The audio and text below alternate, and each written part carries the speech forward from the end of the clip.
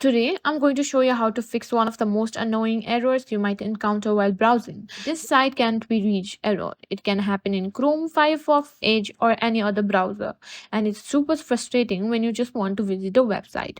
So, first things first, what you need to do is check your internet connection. Sometimes this error simply happens because you're not connected to the web.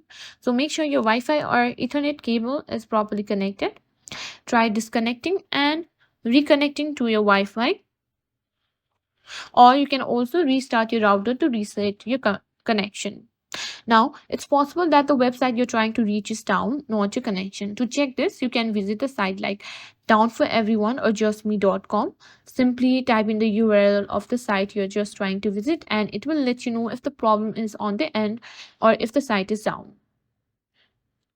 Now, if the site is up and your connection is fine, what you need to do is check your DNS settings.